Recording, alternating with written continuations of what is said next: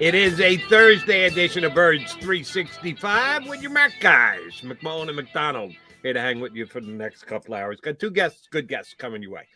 We told you earlier in the week that we were going to try and touch down on the opposition. And when I say that, I mean the three other teams in the division. With the Eagles, we did a Cowboy spot with John Machota earlier in the week. We're going to get Grant Paulson from 106.7 The Fan down in D.C. up to join us later in this show to tell us how Carson Wentz is going to answer all the problems for the Commanders in the our nation's capital. Good luck with that, Grant. We'll punch him up a little bit later. And our bud, Kevin Kinkead from Crossing Broad, is going to hop aboard about 20 minutes down the road. But first things first, putting together the show sheet for today, Bruce Arians steps aside. Ty Bowles steps in as the coach. Some pretty big news around the league. And then I happened to flip on Sports Illustrated's coverage of the Philadelphia Eagles. And there, staring me in the face, is John McMullen's latest mock draft. It's like a week old, Jody. Come on. Is it a week old? How did I not see it till today? I don't know. March 25th. I just pulled it up. March 25th. Okay, well, what's today? Today's March 31st. Last day of March. Okay, so, all right. It's 5 days old. Shame on me for not seeing it earlier. But I got to tell you, J-Mac. Went over well, by the way. Can I say that? If you can honestly say that, that would be great. I flat out love rounds 2 through 5. I'll be honest with you, I don't really know the players who you had going in the 6th round. But 2 through 5, I absolutely love your picks. What the hell were you doing in the 1st round? If those are the 3 picks the Philadelphia Eagles make, I guarantee you the pitchforks out at Lincoln Financial Field, if that's what the Eagles walk away with in the 1st round at those positions, 15, 16, 19. Now, there's a very good chance they won't be making their picks there. We got to wait till draft day, but when you do your mock, you have to keep it as is when you do it. So the Eagles are slated to pick at 15, 16, and 19. They can't get those 3 players. They'll burn the house down. Well, a couple things. One, I always say you have to read my mock drafts to understand them. So that eliminates 99% of the people because they like to just look at the names and rant and rave. 2, I don't do my mock draft. I do what I think the Eagles are thinking. 3, I don't care if fans like it. I mean, I'm not trying to satiate the fan base. I'm trying to project as best I can is what I think the Eagles are going to do, is what I'm trying to say. So there's 2 players in there that people will hate, and I knew it. I told Ed Kratz, I said, you handle the hate mail on this. And I'll just, ignore the people. The first pick makes complete sense to me, and that's Trent McDuffie, and I'm very confident they're going to take a corner. And it comes down to, Ahmad Gardner, I think is the best corner of the draft. I don't think they're going to be in a position to get him. And then you start to think about, Stingley might have a little bit of a better upside, but I think McDuffie's more ready to plug in, play right away. Bigger floor, as they say. So I don't think that one's all that controversial. The controversial ones are 16 and 19. Now, where do you want to start? Well, 16, let's take them in order. 16, I took Travis Jones, the big kid from UConn, the defensive tackle, for a couple reasons. One, I've been told this is the type of player the Eagles want.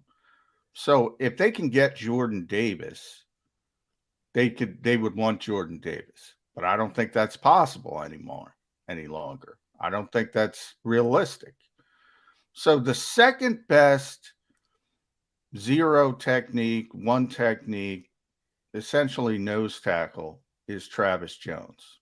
Now, would they prefer? Now, a lot of people have him in the 2nd round. He's going in the 1st round. Again, NFL people are different than social media draft people. I'm pretty confident he's going in the 1st round. Would they prefer to trade down to get him? Yes. Can they trade down to get him? I don't know. So that's part of it.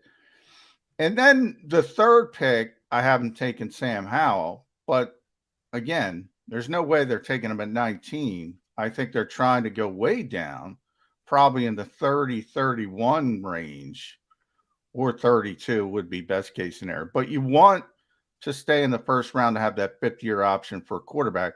And I talk about that show on the show all the time, almost every day. I think the Eagles are in that phase of they're looking ahead. They don't want to pay $35 million unless they have a star quarterback. They went through this with Carson Wentz. They want to have the safety net. They want to make sure they can roll it over. And this is not to necessarily start for this year. This is to keep rolling it over and make sure they have somebody in the holster. And that's sort of the luxury of the third round picks. And I think they like Sam Howell. So that's the explanation of it. And yes, I knew it would not be popular, Jody. I just need to run it down for the people. I mean, they just as easily go to SI Eagles. How do you get to the domain again? You always say SI.com/NFL/Eagles. /Eagles. Gotcha. For conversation purpose, people are streamed in on a computer with us. They might not be able to flip off and go to yours. I'm just going to run it down quickly for the people. The 3 first-round picks are said McDuffie, cornerback at 15, Travis Jones, DT at 16, Sam Howell, number 3 at 19, second round, Christian Watson, the big wide receiver from North Dakota State, even though the last time we went to the Dakotas, it didn't work out too well. Yeah, by the way, this is, as I said, it's 5 days old. In those 5 days, I don't think there's any way Christian Watson lasts to 51. So there you go. He might go in the first round. I'm going to look at all of your picks like that. If these guys are available at that spot that you have them going in, they're steals. That's why I love round 2 through round 5. Third round, you've got him taking Jalen Petrie, safety from Baylor. No way he stays to the third round either. Yeah, I think he's getting too much hype. You're probably right, but I don't think he's a first round pick. I think he's a high second at the least, and he might sneak into the bottom of the first. Safeties in this league. You got a point there. Tight end Charlie Kohler from Iowa State in the 4th round. Again, he might be the 3rd best tight end in this draft. You getting the 3rd best tight end in the 4th round? That's a hell of a steal and a hell of a pick. And in the 5th round, Hassan Haskins from Michigan is absolutely one of the best backs in the draft, and you're getting him in round 5. That's tremendous value. Well, yeah, I mean, to me, you're right already. I think, I lowballed Watson and Petrie. Kohler, he could be there in the 4th round. Haskins, nobody cares about running backs. How many times? No, they don't. But that's a hell of a pick if they get him in the 5th round. And they're going to get a big back on day 3. They're going to get a big back on day 3 because nobody's drafted him. And they're going to try to replace Jordan Howard on day 3.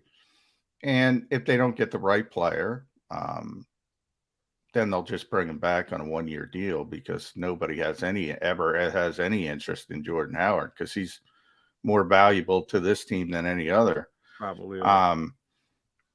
So they'll just wait and see if the right player's there for him on day 3. And if they get him, they get him, and Jordan's out the door. If they don't, they'll probably just bring Jordan Howard back. But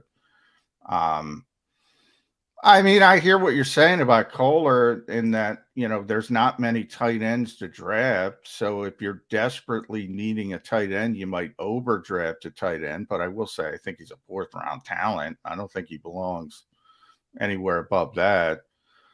Petrie is more because I think safeties always get pushed down the board. But and Watson is coming up late. I mean, Watson, when I first did this on March 25th, people yelled at me for Watson, saying they can't take that kid at 51. Now he's not even going to be there at 51. Right. So that's how quick things change. And by the way, this is all just because somebody on Twitter says it doesn't mean he's not going to last at 51. Right. I don't know what we don't know anything, John, until we get there. That's night of the draft. It's all prognostication and educated guessing. Yeah. Well, my only point is, you hear that term raising and going up the board, and I use it too. I'm guilty of it too. Well, all that means from a reporter standpoint is we're gathering more information. Like nobody in the NFL is raising somebody up from the fourth round to the second round like Christian Watson because they just found him out. Like people are just finding out that they like him better Right. than people thought. And he was always in that range. And we'll see where he ends up. But to me, he'd be a perfect fit for the Eagles. Agreed. But here is one thing I do need to point out as I go through your mock draft. First pick, a cornerback. Second pick, a defensive tackle. Third pick, a quarterback. Fourth pick, a wide receiver in the second round. Safety in the third round. Tight end in the fourth round. Fifth round, running back, Hassan Hoskins. Second fifth round pick, another safety, Yusuf Corker from Kentucky. Another fifth rounder, linebacker Ellis Brooks from Penn State. In the sixth round, the Eagles take Dominique Robinson from Miami of Ohio, an edge rusher.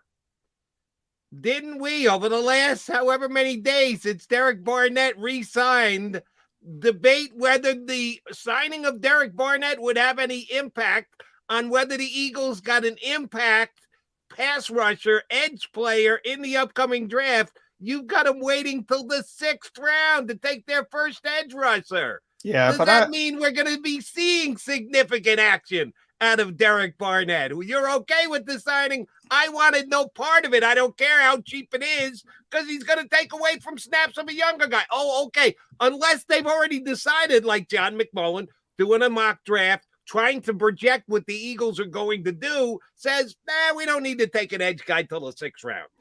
Yeah, but see, that's not how I think about it, Jody. My thought, and I'll take you through the entire process. Go ahead.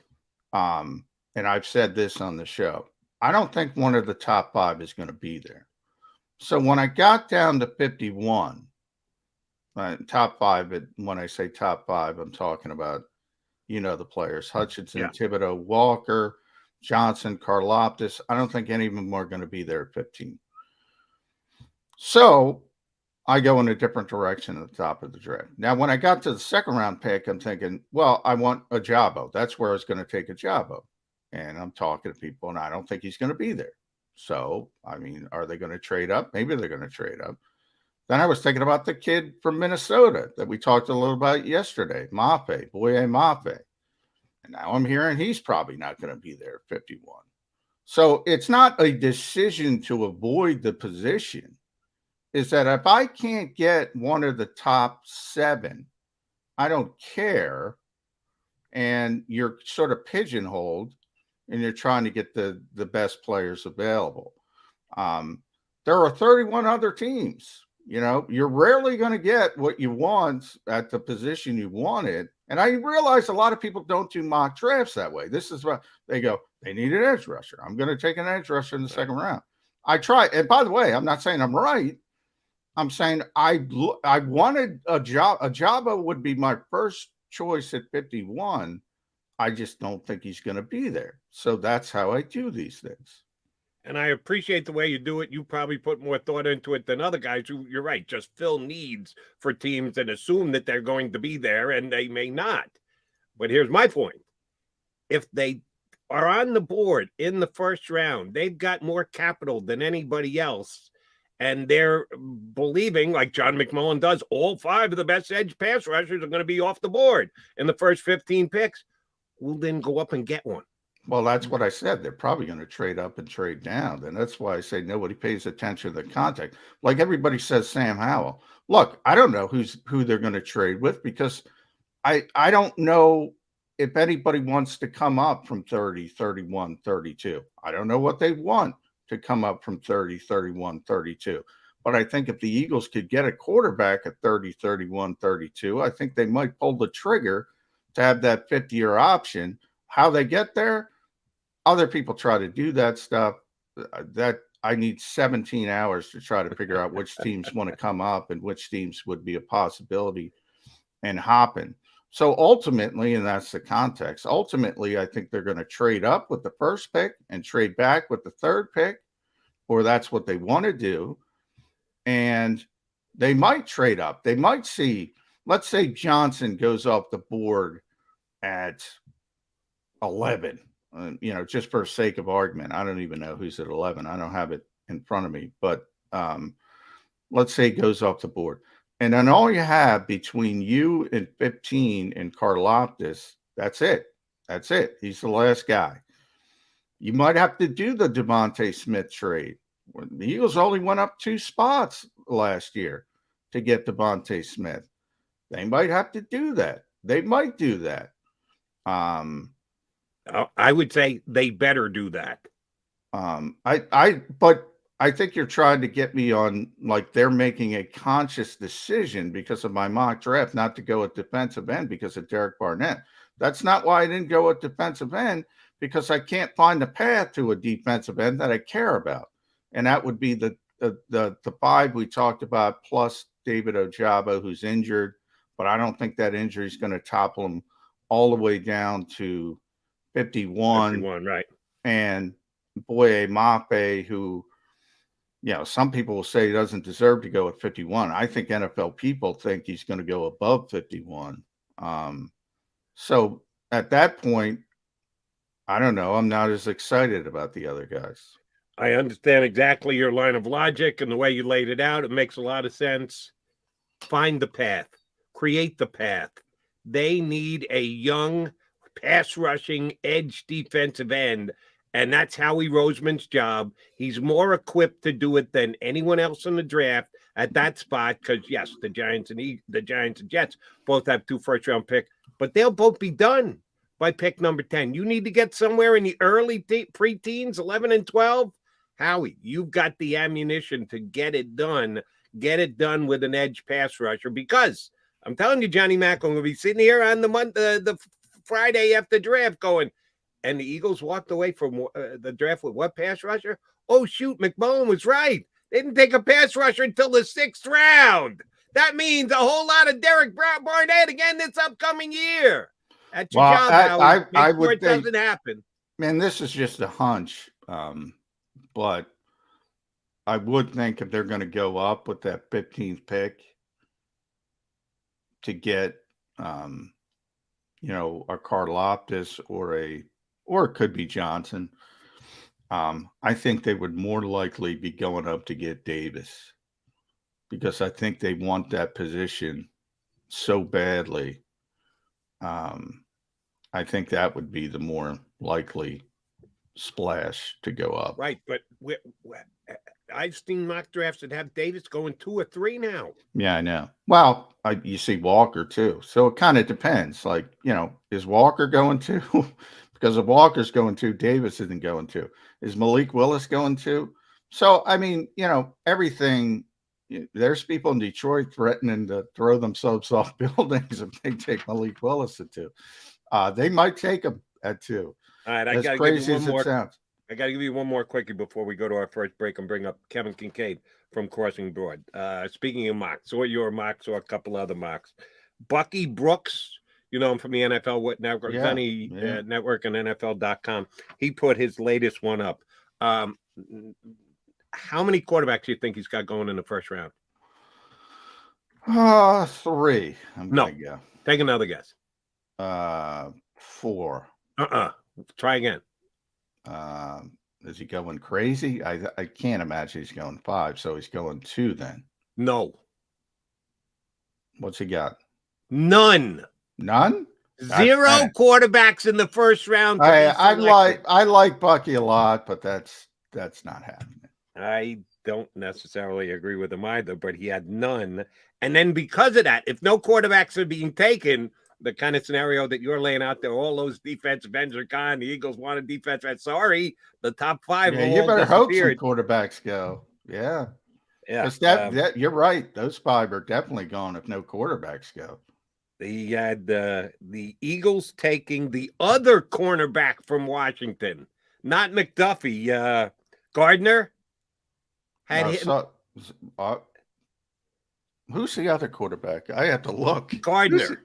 He's got him going in the first round. Oh, to the Eagles at number 16. Yeah. And at number 19, Eagles taking Tyler Linderbaum, your favorite. No, the next generation's Jason Kelly. Well, Kelsey, look, excuse me. These things are what they are, Jody, but national guys don't tend to take a look at the local level, and they can't. I mean, they're too busy. Yeah, those picks don't make sense. And just the flip side, and Kevin Kinkead's going to join us here and just coming up in just a second. Chad Reuter, do you know him? Yeah, he's an NFL.com guy. Right. Just the flip side, his draft, how many quarterbacks you think he had going in the first round? 4. 5. 5. And guess what? Yeah. All 5 of them in the top 15 picks. Chad is closer to right than Bucky would be my prediction. We shall see. But because of that, he had Sauce Gardner falling to the Eagles at 15. You could only be so lucky. And Jeremiah Johnson going to the Eagles at 16. Because so many quarterbacks were up at the top, he's pushing guys down, and the Eagles get 2 immediate starters to step in. Well, that would be the best, somewhere in the middle. That would be the best case scenario. Yeah, I was just like, I had to look up Kyler Gordon from Washington. Yeah, there's some people who like him, but you talk about my draft not going over well, that wouldn't go over well. The season to be mocking. La la la la la la la la. John McMullen, Jody McDonald, quickie time out. Kevin Kinkead, Cross and Broad, joins us next here on Bird.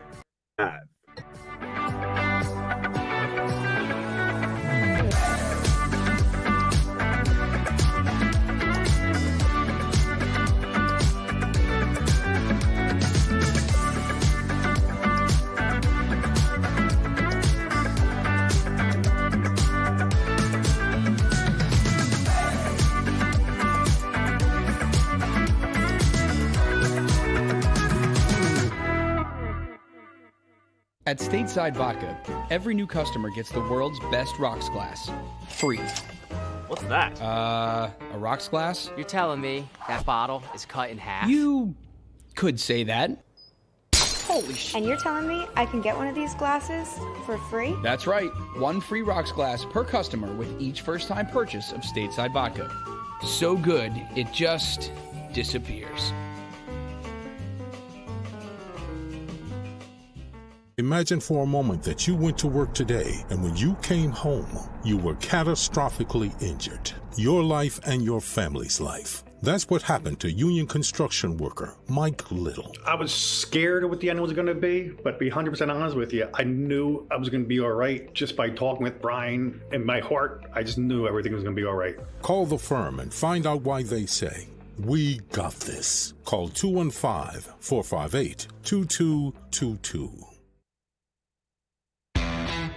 Go for the midnight dares. Go for the memories. Go for the view that goes on forever. Go for the bubbles in your bathtub and in your drink. Go to bed whenever you want. Or don't.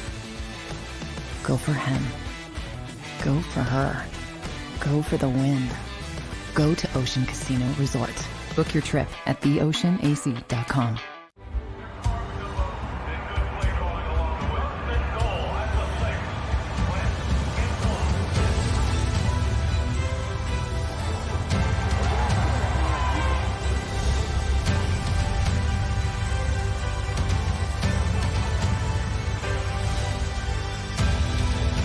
Field of life, First Trust Bank is there for you. 1, 2, 3. Because Philadelphia dreams deserve a Philadelphia bank.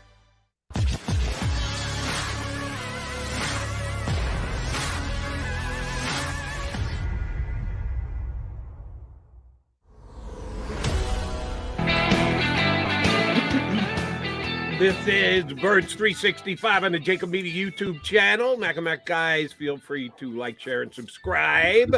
And you will definitely be doing that after our next 20 minutes, which we spend with our bud, Kevin Kinkead from Crossing Broad. All right, what's that T-shirt say? What's that sweatshirt say? We got Stone Temple Pilots today. Very cool. Not yeah, STP. You guys know I'm always trying to represent the local, well, not local, but hard rock and that's local. Yeah, heavy metal. And I just got my STP Seattle guys. Are they part of the Seattle run? No, they were California, actually, believe it or not. Okay. Yeah, but I just got my voice back because I was at the Judas Priest show in Philly on Tuesday, and I lost my voice. That'll take it away from Judas but Priest. It sounds good. Where sounds did deep. Play your backyard? No, they played at the Met. They're still touring, Jody. They're Rob Halford is 70 years old. He's still out there. They have a guitar player who's 74 years old, and he actually has Parkinson's disease, believe it or not. But when he's feeling good, like when he has a good day or whatever, they bring him out and he does like the encore with them. So he does like 3 or 4 songs, and he's up there at 74 years old still playing. So that's that was pretty cool. Yeah, he came out in Philly. It was a good crowd. I mean, it's hey, what's the alternative? You can either go up there and play heavy metal tunes at age 74. You can sit on your couch and watch TV. Yeah. So I always love, Almost Famous, one of my favorite movies. The Jimmy Fallon scene when he's trying to sign the band. And he says, nobody wants to be Mick Jagger up there at 60 rock stars. Now everybody's doing it. I know. Hey, more power to him. I just hope when I get to that age, I'm still able to even pick up a guitar, let alone play it, with any, with any kind of skill, So it was just fun. I think I've seen him like 9 or 10 times. I was born 10 years too late because I missed their prime. So I got to see him now, I was going to say, I think I saw him in the 80s. So that's why I'm a little surprised it's still rocking the way they are. All right. A couple of Eagle guys rocking this week. Opinions. That would be Howie Roseman, Jeffrey Lurie, Nick Sirianni. Your website does a great job of allowing people to go back and forth. And I think your site has a pretty good finger on the pulse of the Philly fans. Some of them are going to just hate whatever Howie Roseman says, or for the lesser part, Jeff Lurie says. How do you think their stances on the Eagles and what their comments were and or explanations were for their offseason so far this year? How do you think it went over with Eagle Nation? I mean, I think it went over fine. I don't think there was anything groundbreaking that was said. I had to do a double take. I think I spit out my coffee when I heard Nick Sirianni talking about how Derek Barnett is such a high IQ football player and just a tough guy and a guy that he loves, Because, I'm old enough to remember when Nick Sirianni was seen on camera saying, it's always him. Yeah, he created that problem. Nick. Yeah, but it's just funny. No, hold on. Derek Barnett created that problem by continually getting penalties. Well, I just think it's funny. I don't expect that. I'm glad that Nick Sirianni has learned the art of coach speak, a year into it now and knows how to just fib in front of a camera, but it made me laugh nonetheless. I think probably if you go through Howie and Jeffrey Lurie and Nick Sirianni this week, I think my biggest takeaways are probably from Jeffrey Lurie for sure. I think probably the most intriguing set of quotes is probably that that conversation about how involved Jeffrey Lurie is. And there was John, correct me if I'm wrong, but I think he just kind of segued naturally into talking about like the JJ Arcega-Whiteside pick and like, hey, you guys accused me of like influencing that or something, and I didn't. But the fascinating thing about that quote was, he talks about how there was a tie between JJ and I guess Paris Campbell was the other guy. Yeah. And Jeffrey Lurie says they looked at me and said, who do you want? You know, but he used the word flippantly when he said that, right? So you can kind of try to interpret that how you will, but still he's saying that they turned to him and said, who do you want? Yeah. So, well, what's ironic about Jeff is, and I think it's true, by the way, I think he doesn't realize, like he's always been a guy who asks questions. He says that for years and years and years. Like that's my job, to ask questions, to push them. But he doesn't seem to realize that as the owner of the team, that comes loaded, right? Like when somebody's making a suggestion and he's the owner of the team, and he kind of explained it himself how he wanted Paris Campbell. And Jeffrey kind of leaned towards JJ. And Howie, who put the gavel down, said JJ, but he wanted Paris Campbell. So he kind of contradicted himself, which he always does. But I think he honestly doesn't realize how impactful his suggestions or questions are. And we can go back to, for instance, I'll give you another example, Doug Peterson in Green Bay. Mm-hmm. So when Doug Peterson upsets, wins a game, He's not supposed to win against Aaron Rodgers at Lambeau, Yeah. but he does it running the football. All right, yeah. And the owners got him in there on Tuesday. God forbid. Yeah, saying, well, why didn't we pass? You know, to Doug, that's like, well, what's the problem here? But Jeffrey's like, oh, da. That I think is the bigger problem. And I don't know how you fix that. Maybe he doesn't realize that his words carry more weight than everybody else's words because he's the boss. Yeah. You know, he's the owner. Like, you know, it's like if he puts in his opinion and he thinks it's all like he's the same level as Brandon Brown or Ian Cunningham, you know. Yeah, like it's a committee approach. We're all going to share opinions, and everybody's opinion is weighted equally. His opinion's not weighted equally because he's the damn owner of the team, you know. So then somebody below him is going to have the guts to say, no, I'm going to divert from what the owner wants to do and do my own thing instead. You know, you see like examples of that in every industry, of course. Like even at like Crossing Broad, you know, Kyle's the founder of the site. He's mostly on the money making business side of it now. He doesn't write anymore, but you know, he'll pop up every so often and say, hey, you know, maybe we do this or something, right? You know, he's the founder of the site. You know, if he created the site, if he wants to do that, yeah, let's do it. You know, like I'm always going to defer. You're always going to defer in some way to the people who are above you. And I think the question then to kind of like extend it and push the topic forward is, you know, what is the extent of the involvement? I think we always have kind of a skewed understanding of Jeffrey Lurie's involvement, probably because we don't see him that often and we don't hear from him that often. You know, I think he hadn't spoken since last January, right? So that's 14 months or something, and, right? You know, the pandemic and, you know, that affected things. Typically he talks twice a year. Yeah, but then like Jerry Jones, you see Jerry Jones in the locker room after every game, and he's willing to talk to anybody who puts a camera in front of him, you know? So, but that gives off the impression, right or wrong, that he's more involved and he's more hands-on. Maybe he is, maybe he isn't, but he's just in front of the cameras more. So we get this kind of impression that his hands are on everything in the Cowboys organization. It could very well be the same thing for Jeffrey Lurie. We just don't know because we don't see as much of him, you know? Here's the next question. I like the way you phrased it. Challenge the owner, or you were describing someone trying to. Again, if you can help me out, Kevin, you used a great phrase, and I can't remember what it was. Oh man, I wish I could remember too. It was a minute and a half ago, and neither one of us can remember. Let me drink some more coffee. That's not good for either one of us, but you get my drift. Challenge or comb on the carpet or whatever else. Let's jettison ahead 15 years from now. In 2037, the new CEO of the Philadelphia Eagles is Julian Lurie. Yeah. But Jeff's still around, and Jeff's in his 80s, and Jeff is still showing up at Lincoln Financial Field, if they haven't built a new stadium by then. Is Jeff's son going to be the one who's finally going to say, yo, Pops, not happening. Back off. You put me in charge for a reason here, old man.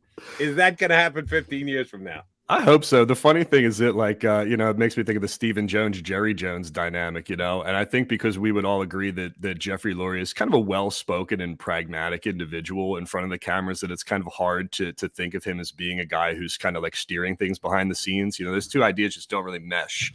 You know, for somebody who's so articulate and well-spoken and thoughtful in the way that he talks in front of the media, you just say to yourself, like, I'll show you this guy is not like manipulative behind the scenes, but I don't know. He could be worse than Jerry Jones for all we know. You know, so it's interesting the dynamic of him, you know, passing the team along to a family member. And the funny thing maybe is Howie Roseman's still going to be the GM in 20 years, perhaps. They love him that much, you know.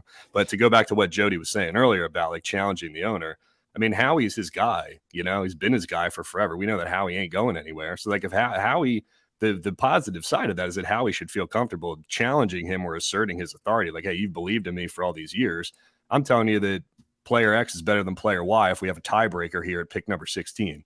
You know, Jeffrey Lurie spoke last year on the record about not necessarily being the decider for individual player decisions, but more of like this macro level overseer of like, hey, are we following our process right? You know, did we do our due diligence on all these guys? Did we study the film on all these guys? Did we send our scouts to all these places? You know, so that's always what he's maintained. That's like, I'm the overseer. I'm like the umbrella. I'm the layer of making sure the player personnel executives are following everything that they set up, and they can make the picks from there. But who knows if that's really the case or not. Yeah. And by the way, Kevin, that's sort of like throughout the NFL, the Eagles tend to be sort of one of the trendsetters when it comes to front office stuff. And we saw it this offseason. whether it's Ian Cunningham or Brandon Brown getting hired, Catherine Raish getting interviews. The Eagles are well thought of around the league. And you see a lot of teams, if you listen to their owners, they'll talk about the process and they'll talk about collaboration and everybody making decisions together. Ultimately, and you just mentioned it, crossing broad with Kyle, somebody's got to make a decision at some point. Why does this league and the Philadelphia Eagles, I would say they're one of the forefront teams when it comes to this sentiment.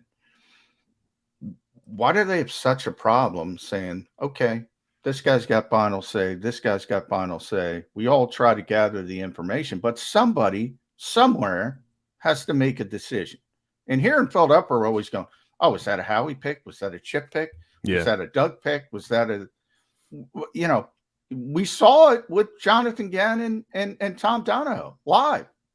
Well, and we saw it with Daryl Morey said all the same things when he came in to take over the Sixers. It's going to be a collaborative effort. Me and Elton Brand, ownership's going to share their ideas. Everybody's going to throw their ideas into the pool. I mean, whose idea do you think it was to trade for James Harden? At the top there does need to be that person for sure. So you can say all you want about a collaborative effort. You can make people feel like they're involved in the process and you can take all ideas into consideration. That may just be window dressing for somebody who's got their mind made up already, making people feel welcome, letting them be a part of the process, let them flourish, make it feel like there's an inclusion there, even if there's not.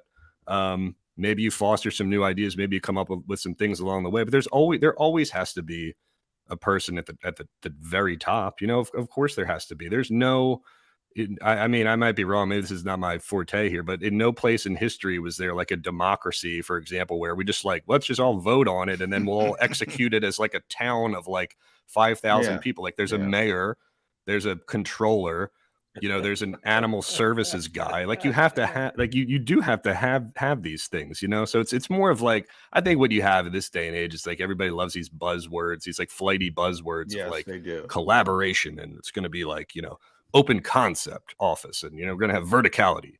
Right. I would apply for the animal services job because I love animals. If the Eagles are in need, I can every day after 10 o'clock when I finish with McMullen, I can get down there and take care of the dogs. Yeah. All right, KK, a 2-part question. Yesterday, Malcolm Jenkins announced his official retirement. He was one of the most productive Philadelphia Eagle players for the better part of a decade, and also one of the more popular Philadelphia Eagle players as well. He should be, for the way that he not only handled his business on the field, but off the field and all his charitable works as well. 2-parter. Number 1, if it's a yes, you got to answer number 2. Philadelphia Eagles Hall of Fame, the actual Hall of Fame in Canton, Ohio. Malcolm Jenkins, yay or nay? Man, it's hard to say no. I mean, I'm leaning yes. You can make a case that Malcolm Jenkins was the best free agent signing in Philadelphia Eagles history. He's up there, right? I mean, I don't think the list. When you look at, I guess the value, depends on how much you weight a Super Bowl, which I weight very heavily for sure. He was only here for 6 years. I mean, 6 years is a long time in the NFL for sure. Yeah, it is. Yeah. I don't know. I just love Malcolm Jenkins. I thought his impact that he had with the social justice stuff was much more significant than anybody else in the NFL, because I always appreciated how I felt like he was talking to me, like talking with me instead of talking at me. I always felt like he was very good at communicating those ideas to people who may not otherwise care. His off-field work speaks for itself. You put him in the Eagles Hall of Fame just for the off-field work, I don't know if that's a thing, but I would. But no, and I just you love his durability and his commitment to being on the field and being a leader, his flexibility too as a player, to be able to get down in the box, do a variety of different things in coverage, tackle. I think it's hard to find a better player who was, I don't know, who if you give me the MVP of the 2017 Super Bowl team, do you make a case for anybody other than Malcolm Jenkins? I think it was the leader of their defense. I think the MVP of the team, and this is going to upset people, was Carson Wentz. And I don't think they're in a position. Jeffrey kind of talked about that. They're not in a position to win the Super Bowl. Then, as they get into the position with the number 1 seed, then I think Nick Foles is the MVP in the actual run. But I do think he was the leader of the defense. And then you talk about Brandon making the strip sack, but it was such a team. I mean, it's funny to even think about that because it was such a team performance. It's almost like goes against the whole theme of that season to try to pick out one individual to be the guy. But look, Malcolm is an all-time great Eagle. Yeah. Jody, we got this news at the end of the show yesterday. I don't think he's a pro football Hall of Fame. That's a tough bar. He made 3 Pro Bowls. You generally have to make a ton of all-pro teams. Very good player. But what you said, Kevin, his versatility is amazing. I mean, Jim Schwartz said, and I put the quote up on Twitter, he played 7 different positions. He played every single position on the back end at one point. And I remember when Miami had Minka Fitzpatrick, and they wanted to turn him into a Malcolm Jenkins type player. They even used the word as just this Swiss Army knife moving part. And Minka's like, I don't want to do all that. And then traded to Pittsburgh. I mean, to learn every position. He's one of the highest football IQ players I've ever known. It's funny that it's funny you say that about the versatility too, because the 2 guys that the Eagles, the 2 biggest free agent signings that they made this year, are both versatile kind of players who are a little bit of like tweener hybrid kind of dudes who can do a lot of different stuff. Hassan Reddick is Hassan Reddick. Love the signing for sure. Kaiser White, I had the opportunity to watch because he's a West Virginia guy. So I saw him during his whole, his whole college career and watched his transition from, like hybrid spur safety into NFL linebacker. And he can do a lot of different stuff too. He doesn't play the same position as Malcolm Jenkins, but he can do, in college, he was doing stuff. He would get down on the line. He would drop into coverage. He'd play off ball linebacker, do a lot of different things in that, like, we played that like 3-3-5 kind of weird stack that a lot of college teams play, where you sort of have that like tweener linebacker safety or linebacker edge, like Jannard Avery kind of player, So I think it's telling that they've found 2 guys who are sort of in between kind of dudes that they can do a lot of different stuff with. Jonathan Gannon, for all we talk about him sitting in the cover 2 shell last year, in the second half of the season, when you watched a lot of those third down like sub packages, he was mixing and matching, doing a lot of different stuff. They had that lineup that they liked where they put like Javon Hargrave in as like a fake nose tackle. They'd have Fletcher Cox like lined up as like a 3-4 like tackle. They'd have Josh Sweat at the other side. And then they put like Avery and Patrick Johnson on there. So you have like tweeners where you don't really know who's going, who's coming. They can do a lot of that stuff with Kaiser and with Hassan too at the same time. I think there's a lot of like mix and match ability, which is not a word, but there's flex to kind of show different things with that. So I thought it was interesting that they pursued both of those guys. Matchability, I think that's a phrase used in a Judas Priest song, but I'm not sure about that. IKK, a Eagles beat writer who will remain quasi-nameless, John McMullen, did a mock draft, and he had the Eagles taking Sam Howell this year. I'm not a big Sam Howell fan, so I hope that's not the case. I hope context trading down to right in the context trading down, but as a first-round draft pick. So I don't give a you-know-what if he goes at number 19 or number 31. He's going to be a quarterback who's going to come in, and the undertow will start. Those that are not Jalen Hurts fans, get Howell in. We got to play Howell. Why isn't Howell playing? Jalen Hurts is taking us nowhere. We need to move on from Jalen Hurts. Did the Eagles want to go there with any quarterback in this draft? Did they want to open up the second-guessing door for the replacement of Jalen Hurts? Or do they say, this quarterback class is not that good. If we've made this commitment to Jalen, we might as well make it a commitment and not worry about taking a first-round quarterback. Which way does it happen on draft night? I think there's some truth to that for sure. I think as a general rule of engagement for Eagles fans, they would probably call for the backup quarterback, whoever it is. If it's Gardner Minshew. Call for Gardner, yeah. You know what I mean? So I think that's going to happen no matter what. But I mean, to Jody's point, it's like, are you creating another Carson Wentz and Jalen Hurts situation? If you emphasize if you use a high draft pick on somebody like that, are you creating an issue? To me, it seems like, whatever foray they had into pursuing any of these guys via trade or free agency or whatever, that petered out. It seems like they're stuck in like a let's see what Jalen Hurts has kind of year. I don't know what year comes after a transitional year. We called last year a transitional, like fact-finding mission. What is next? Like a building year, So to me, it's like, stick with Jalen Hurts. You're in this mold now. See what you got with him. Keep adding pieces, adding weapons, get younger. improve the defense, add another receiver if you can. I would find it more palatable if they, and I don't think they're going to use all 3 first-round draft picks, but if they went defense, receiver, or defense, receiver, defense, something like that. If Devin Lloyd is there at 15, cool. Drake London, I think, fits what they need for sure. If Sauce Gardner falls, for sure. If Stingley falls, for sure. I find it a little bit, I don't know. I'm just not high on this quarterback class in general. So I think more so than anybody calling for the backup based off who they draft. I just don't think that would be a pick that I would do anyway. I'm going to throw out my thought process, Kevin. And a lot of people have heard it. You'll be the latest. GMs obviously have to think about more than 1 year at a time. We see the cost of doing business at the quarterback position. As cost effective as Jalen Hurts looks right now, he's eligible for an extension after this season. Yeah. If he puts up a similar season as he did last year, which was pretty good, Pro Bowl alternate, solid. What's that going to cost? And the Eagles want to be in that purgatory where they're paying above average quarterback $30 million because that's the baseline. Yeah. Or do you want to keep rolling it over and sort of have that college-like atmosphere where you have a guy for 4 or 5 years, and if he's not the guy, you just roll it over? Is the NFL shifting towards that? I think they might be. Yeah, it's funny because I still think the question, I think when I came on the show last year, I gave you like this fake exercise that I was working on last year. It's like, if we're using this year as a fact-finding mission, let's write out like 100 questions, right? And let's see how many we can answer at the end of the year. One that we didn't answer was the most important one, which is what you're doing with the quarterback, right? So to me, it's still a macro level philosophical thing. Like, can you win?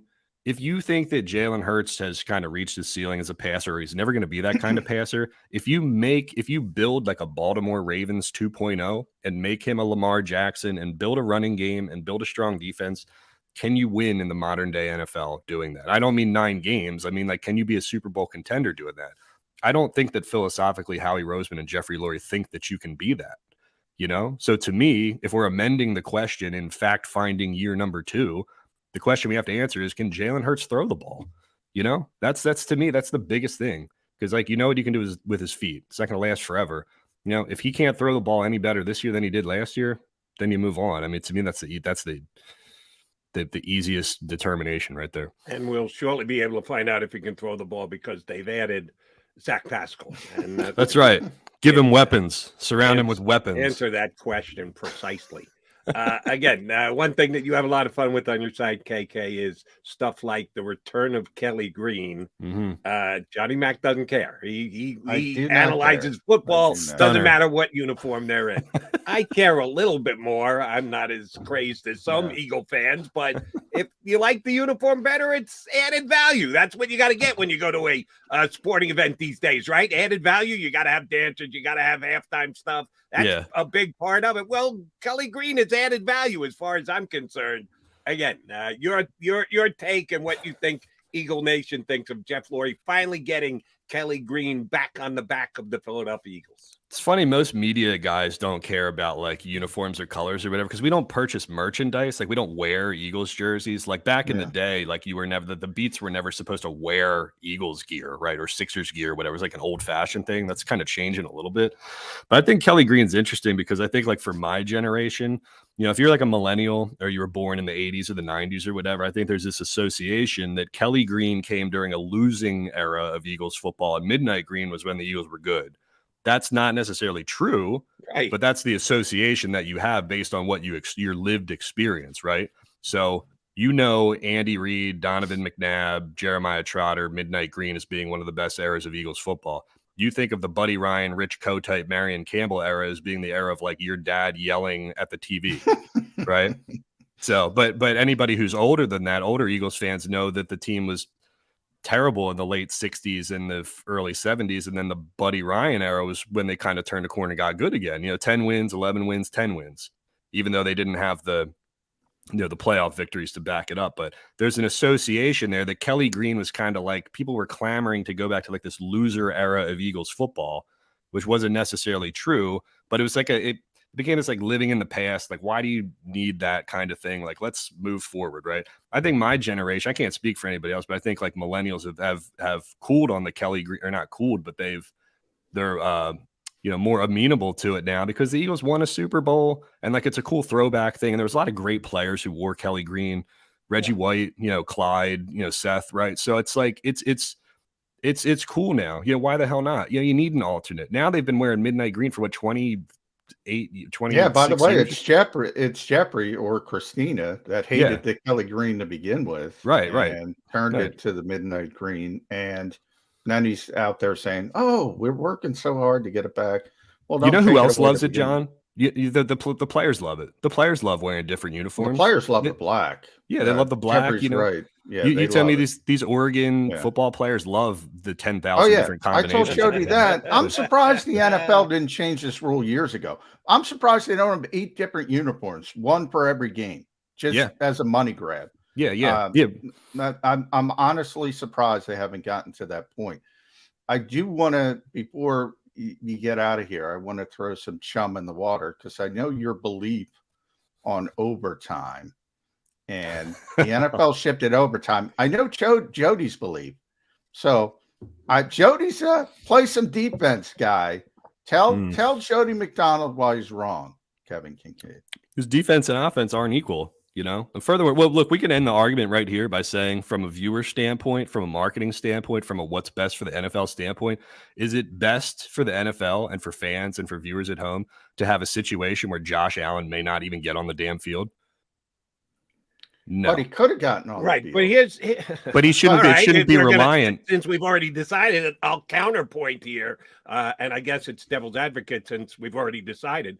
The week after, Patrick Mahomes got the ball in overtime and couldn't move it and didn't get a score. Oh, snap! The Cincinnati Bengals played defense, got the ball, and won in overtime. So it's not a given that any time someone wins the coin toss in overtime, they're going down the field and the game is over. Not if you play defense against them. But we're making this assumption that defense and offense are the same thing, and they're not. And there's been a lot of changes to the game in recent years that favor the offense over the defense. Plus, you got a tired defense in the fourth quarter. It's probably easier for the offense to go down the field and score anyway. I'm a guy who believes that, like, if you have a situation where only 50% of the people are even getting into the overtime period, what's the point? I always use this analogy. It's like tennis, right? I played tennis at Boyertown. I modeled my game after Patrick Rafter, like serve and volley, right? Because I couldn't hit a baseline shot to save my life. Serving is not the same as returning serve, right? One person has an inherent advantage, the server does, right? So imagine if you were playing tennis and Andre Agassi and Pete Sampras went into a tiebreaker and Agassi served 4 aces in a row and the game was over. Would you say, oh, just break serve, right? No, because breaking serve is harder than serving. So what I'm saying is I'm equating offense and defense in the NFL to serving. One team gets to go first. If the defense stops them, great. But if they don't, then the other quarterback should have a chance to respond to that.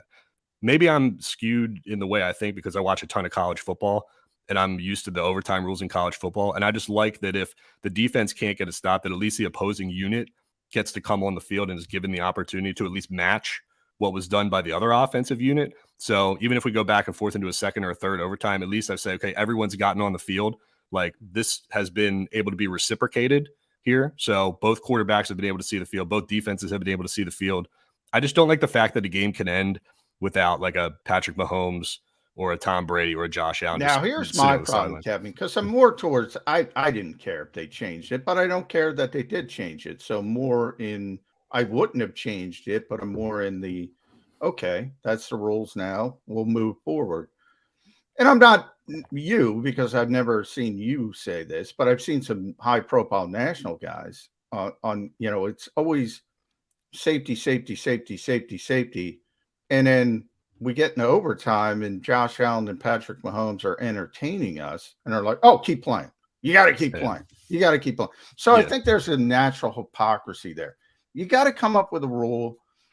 They had a rule, as Jody pointed out, 1 week, Kansas City had an advantage. The next week, Cincinnati was able to overcome that advantage. As long as everybody knows the rules coming in, they're not Donovan McNabb, I have no problem with it. Yeah. But the safety part of it just bothers me. I think so too, especially, and it rings hollow, I think too, because, if safety was a bigger thing, then nobody would have agreed to go to 17 games in the first place, Exactly. So I think that's only like an auxiliary thing that comes in on the back end to kind of help bolster an argument, but it's hollow. I do think that the addition of the installation of the rule to only make it happen in the playoffs, I think is more palatable for sure. If you wanted to say that has something to do with safety or making guys play extra snaps in the regular season, so be it. But I don't know. I just watched a college game. And even if Penn State and Illinois go to 9 overtimes, at least both offenses have had a chance to me, it's about reciprocation, right? To me, it's just about the opportunity to respond. And I understand. I think Jody's take and other people, I don't want people to see him like I'm on the side of like defense doesn't matter. Like I want value. I want there to be value in defense, and I want defense to be valued in the NFL. But I think it's less about that. I think it's just more about trying to equal the playing field so that each unit gets a turn to go. To me, it's less about trying to water down one unit and say it doesn't matter. I will say you're right. It's less value. The NFL showed us that twice with the change in overtime and the new rule that you have to hire this new minority coach, but he's got to be on the offensive side of the ball. He's got to be on the offensive side of the ball, which they're highlighting. It doesn't matter the other side of the ball. I feel bad for defensive coaches because they're saying if you want to be a head coach in this league and we want more minorities, so we got to put them with the head coach and the offensive coordinator, the quarterback. Yeah, that's a whole nother complicated thing. But I think, the pattern of NFL coaching hires these days is that like they like offensive minds, right? And white guys end up being quarterbacks, white guys end up being quarterback coaches, they end up being offensive coordinators, where like look at like Lovie Smith and guys like that who come through on the defensive side of it, maybe more POC. Robert Saleh, for example, just happened to come up through the defensive side of the game, So it's that whole thing's a little complicated, but it's funny how you look at the patterns of how like ebbs and flows in the NFL, like what they like to hire. I remember when after Andy Reid or after Chip Kelly left, there was a lot of Eagles fans who were clamoring for like, let's get a defensive guy finally, right? Like let's hire a defensive guy. Yeah, and now you look at the hires that are made, like your Brian Dabols and Gus Bradley. Man, I remember following the helicopter. We had the Channel 3. We had the helicopter flying over like the airfield waiting. Gus was here, man. Till Chip changed his mind. And what the hell was Tampa Bay thinking last night? Hiring a defensive guy and an African American guy all in one fell swoop. How dare they bring in Todd Bowles when everyone believes it's got to go through offense? Yeah, we got to talk about that because I'm surprised Tom Pelissero. I give him credit for asking the question. He said, "What about the Rooney Rule?" And the NFL said, well, it's out of the hiring cycle, so it doesn't apply. I don't even know what that means. I mean, I'm like, well, they hired a minority, so we don't have a problem with it. But I mean, in theory, 2 other minorities should have got an interview to hopefully elevate their status. And they just said, heck with it. Yeah, I do think it's interesting because I don't know how people feel about it now, but I think back in the day when you look at like, Ray Rhodes and Donovan McNabb and, I think the perception was that the Eagles were at least like one of the better teams when it came to sort of being progressive or to like having a more diverse staff or whatever. Since then it's only been white head coaches, but there's only been 4 of them or whatever. So, but I don't know. I just find it interesting. I try to look at it from a macro level of like, hey, what are the trends in the NFL? The trend is to hire an offensive coordinator to be your head coach. Offensive coordinators usually come from being quarterback coaches.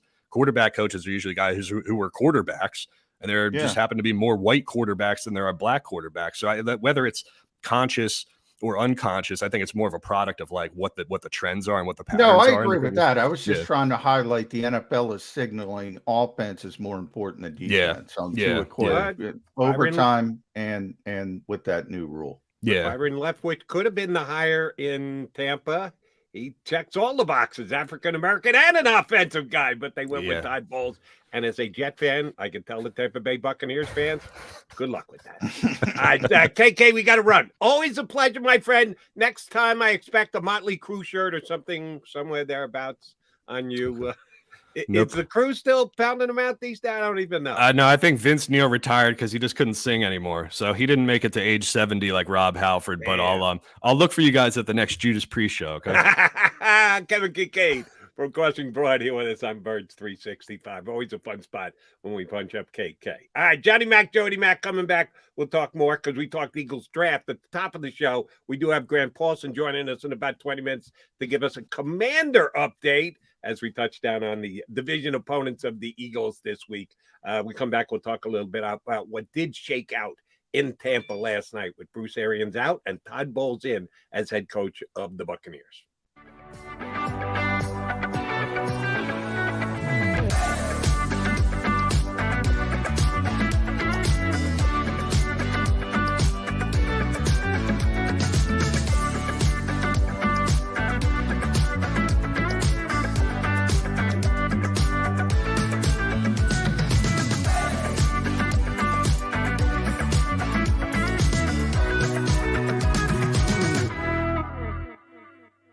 At Stateside Vodka, every new customer gets the world's best rocks glass, free.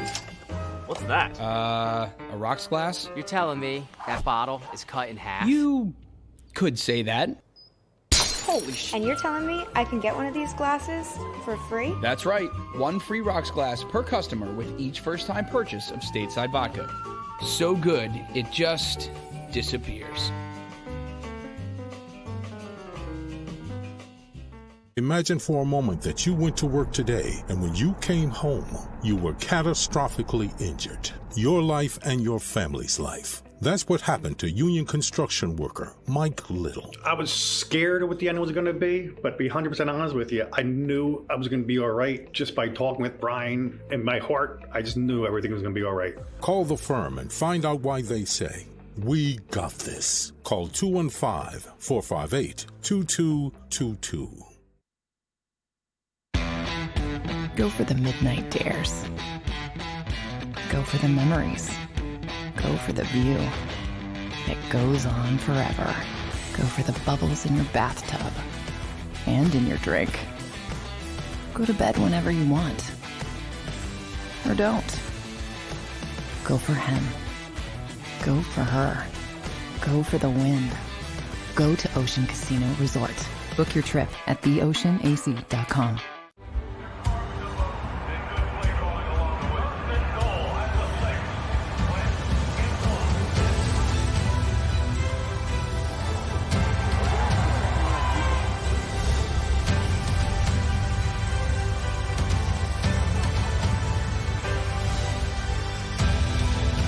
Field of life, First Trust Bank is there for you. 1, 2, 3. Because Philadelphia dreams deserve a Philadelphia bank.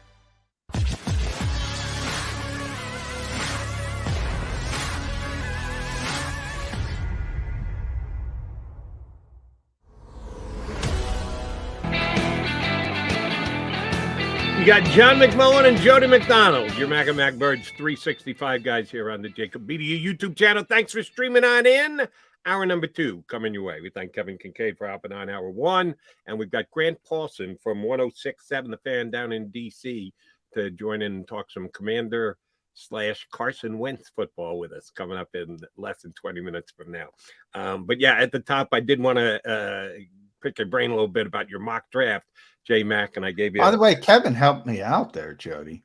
He kind of explained. I didn't want to break up the conversation, but when he was talking about Javon Hargrave playing 0-1 technique in those weird fronts, that's what the Eagles want, and Javon wasn't good at it. And he's not that type of player who can tie up those blockers, and that's why they want the big body in the middle. So everybody can get in their natural position, sort of a domino effect. And, Fletcher can play more 5 and Javon can play more 3. And they don't have anybody to play 0 or 1. And Javon, we talked about him as a pass rusher last year. He was tremendous, but he was really bad as a run defender. And they noticed that. So that is my thought process behind the Travis Jones pick. And if you don't get Davis or Jones, the next player like that, you might go to, there's a kid in Alabama, it's going to be a 3rd round, it's just a kid from Arkansas, but you start talking about guys who are, not definite. Let's put it that way. Right. And I understand your point, and the way you lay it out makes perfect sense. But you still have Hargrave and Fletcher. I'll turn it into a question for you. You don't John. want him playing nose tackle. Fair enough. I'll turn it into a question instead.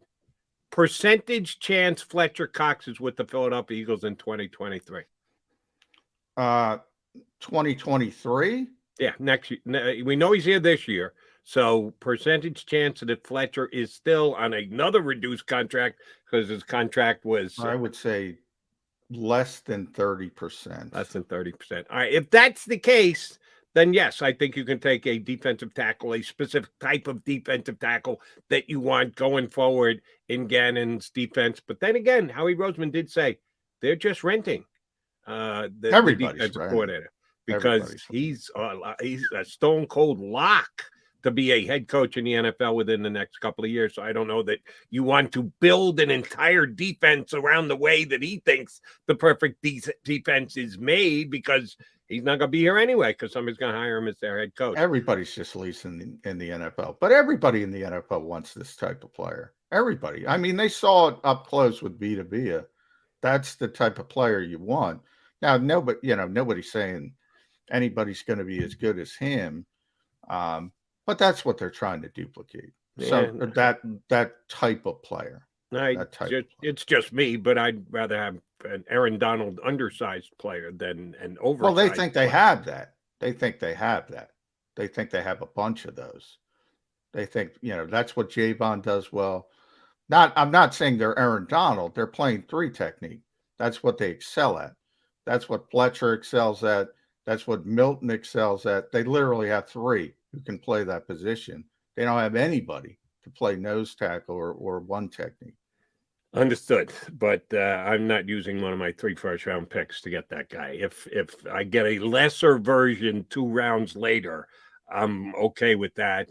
If they so desperately thought that they needed this, why didn't who was the guy that Donahue wanted to take rather than Milton Williams? Lim McNeil. Yeah, that's why I wanted him.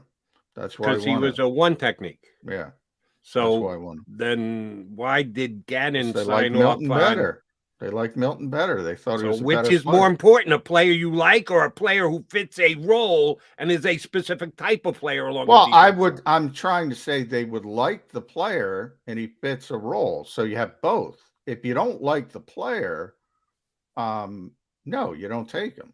But if you like the player and he fits a role, well, then it's bingo. Then you run up and get your prize.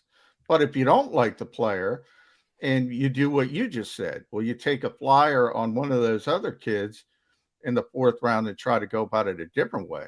I'm not saying they're going to take the guy because that's the position he plays. I'm saying they want that position and they like the guy. That's what I'm saying. Right. But I do not like the kid from UConn as the 16th pick of the draft. That to me would be a I did say they would probably trade down, hopefully. You got him trading down for the guy at defensive tackle and trading down for Sam Howell. Damn, how he better be active on the phones on draft day. He's doing both of those things to be able to get the guy at just the right slot value-wise. And they might trade up at the top. I think they might trade up and they might trade back. The one thing we can agree on is I don't think they're taking 15, 16, 19.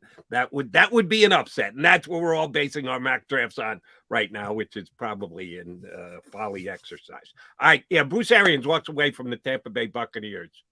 John McMullen's opinion. How much did Tom Brady have to do with this? I'm surprised more people didn't latch on to that, to be honest, because it was, I always forget his name. Who was it? Onberger, Rich, the offensive lineman. He was taking victory laps last night, evidently on social media. I'm surprised more people didn't go down that conspiracy route. It is strange. It is. There's smoke. I don't know if there's fire. There was, again, that report about them having a strained relationship. Brady retires. Brady all of a sudden comes back. Now it's reported that Tom was made aware that Bruce was leaving the day he came back. Is that the reason he came back? Other people will point to Tom on social media, who was very effusive in his praise of Bruce Arians. But I mean, come on, he's well versed in public relations. He knows what to do in these types of situations. I will say, I have no idea, but I will say, I think there's a possibility, because this is strange, to say the least. The timing, not only of Bruce, and I do believe Bruce's succession plan, when he kind of explained he's always wanted to put Todd Bowles in this situation, because those two have been close forever. I mean, 40 something years. Yep. I do believe that part of it, but look, it wouldn't surprise me if, yes, Tom knew that Tom came back because he knew Bruce was leaving. Wouldn't surprise me. I will say that. So the conversation, and it may have been had at a soccer stadium over in Europe between Tom Brady and the Glazers, prior to his return, just going to hang with his old boss at a soccer game across the pond. Is that when it was determined that maybe, just maybe, Bruce Arians' services were no longer needed as the head coach if Tom Brady wanted to come back and be the quarterback? Well, it's pretty clear the deal came together in Europe at the soccer game. I mean, that's when the decision was made that he was coming back. So I think the real question is, why did he decide to come back? Is it just they talked him into it and said, come on, Tom, you're still great, you got another year in you? Or was there more to it? I think that's the bigger question. And I think there's at least a possibility. I don't want to put on the foil hat, Jody, but there's at least a possibility that it's a strange coincidence, is how I will say it. That this report came out, and Ornberg is close to people in Tampa, and it got denied, and Tom walked away, and then he comes back, and all of a sudden Bruce Arians is at the meetings, and boom, he's gone. And it's strange. It is strange. So one interesting aspect for me was, how does Byron Leftwich handle this? Because I was even a little surprised that he got very few interests / interviews. Well, he had the Jacksonville job. He just stuck to his guns and said, I don't want to work with Trent Baalke. I want to bring in my guy. And I forget who it was. I'll look it up in the break. But he had a specific general manager. And I can't remember. Which, by the way, did he overplay his hand there? Yeah, he did. Yeah. I mean, he could have had the job. He had he was offered the job. If he agreed to work with Trent Baalke, he'd be the head coach of Jacksonville right now. So depends what you mean by overplayed. But yeah, if he just wanted a head coaching job at all costs. But as Bruce Arians kind of pointed out, sometimes these guys get put in crappy situations, and, Todd Bowles is not going to be in a crappy situation this time. So he'll get a better opportunity to be entrenched, where some other guys, I don't want to pick on the Jets, but because of Todd used to be the coach of the Jets, and you see Robert Saleh is trying to, get in on the ground floor of a rebuilding team. Sometimes that doesn't work out too well. And if Robert Saleh gets fired from the Jets in 2 years or next year, he's probably not getting another job. So, if you have confidence in yourself and you think there's going to be other opportunities down the road, you can be a little bit more selective. But, it's tough to be selective when there's only 32 jobs. Byron was selective. I'll tell you my favorite story along those lines. I got to dip into another sport to do it, but you'll get the connect. I was at Yankee Stadium 20 plus years ago, prior to a Yankee game. and it was the end of the season, and the Yankees were making their way toward the playoffs, but rumors were already starting about what teams were going to be turning over their managers, and I couldn't even tell you what manager was let go. But the number one candidate to take over the Tampa Bay Rays was Lee Mazzilli, who was a coach on the Yankees. And I knew Mazzilli from all the way back to his Met playing days when my father drafted him with the first-round draft pick. And he and I had a decent relationship. So, hey, Maz, how you doing? Blah, blah, blah. Shake hands. This Tampa job, you're not really going to take it, are you, if it's offered to you? He said, abso-effing-lutely. I said, yeah, but they're terrible. If you do that, you're going to be one and done. You're not going to get another ride on the carousel. Why would you waste your one shot with Jody? You never say no. Yeah. Because the bigger regret is going to be someone offered me a job, I turned it down, and no one ever offered me the job again. And you just kick yourself all the way through the rest of your career/life. And I said, all right, Maz, if you want to do that. And oh, by the way, he turned down the Rays, took the Orioles job 2 years later, and was one and done because they weren't any good either. So yeah, well, and by the way, when I say competence to pass over a job, you can show competence by taking one of those jobs, like Lee kind of explained right there, and say, well, I can turn it around. I can do it. You know, so there's two ways to kind of look at it. Adrian Wilson was who Byron Leftwich wanted to bring in as the general manager. So, yeah, I mean, he could have had that job, and ultimately, you know, that's how Doug landed in Jacksonville.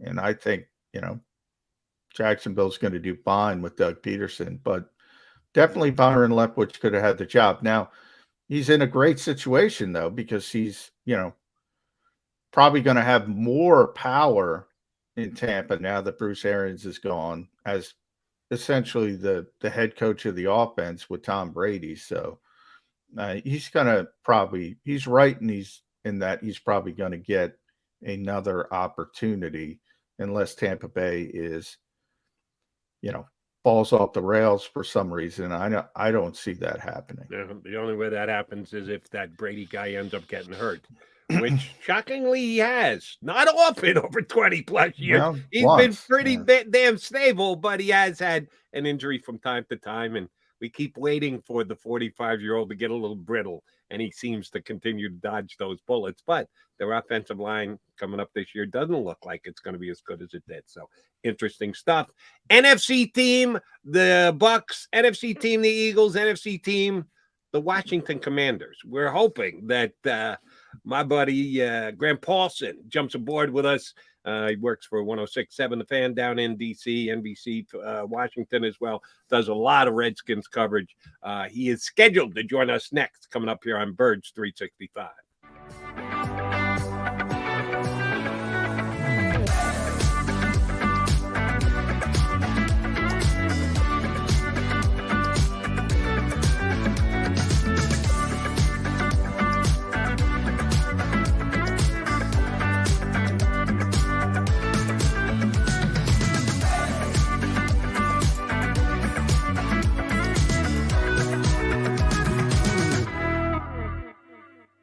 At Stateside Vodka, every new customer gets the world's best rocks glass, free. What's that? A rocks glass? You're telling me that bottle is cut in half? You could say that. Holy shit. And you're telling me I can get one of these glasses for free? That's right. One free rocks glass per customer with each first-time purchase of Stateside Vodka. So good, it just disappears. Imagine for a moment that you went to work today, and when you came home, you were catastrophically injured. Your life and your family's life. That's what happened to union construction worker Mike Little. I was scared of what the end was going to be, but to be 100% honest with you, I knew I was going to be all right just by talking with Brian. In my heart, I just knew everything was going to be all right. Call the firm and find out why they say, "We got this." Call 215-458-2222. Go for the midnight dares. Go for the memories. Go for the view. It goes on forever. Go for the bubbles in your bathtub and in your drink. Go to bed whenever you want. or don't. Go for him. Go for her. Go for the win. Go to Ocean Casino Resort. Book your trip at theoceanac.com.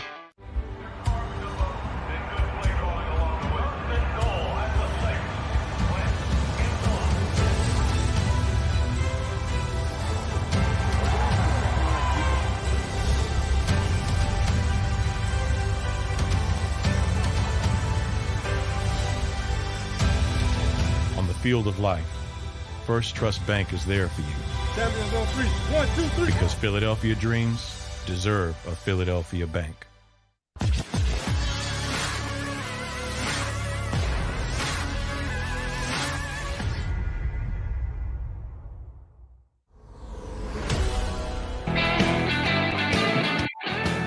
Mac guys here on Birds 365 on the JAKIB Media YouTube channel.